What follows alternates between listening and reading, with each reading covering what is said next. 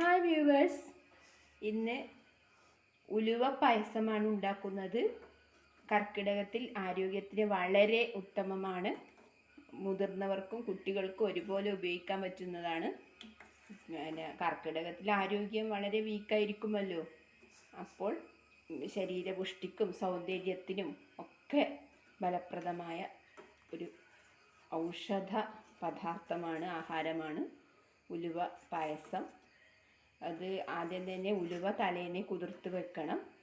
ആവശ്യത്തിന് വെള്ളം ഒഴിച്ച് പിറ്റേന്ന് ഇത്തിരി ആവശ്യത്തിന് ഉപ്പിട്ട് അതിൽ പഴം, പ്രധാന റോബസ്റ്റ പഴമാണെങ്കിൽ അത്യുത്തമമാണ്.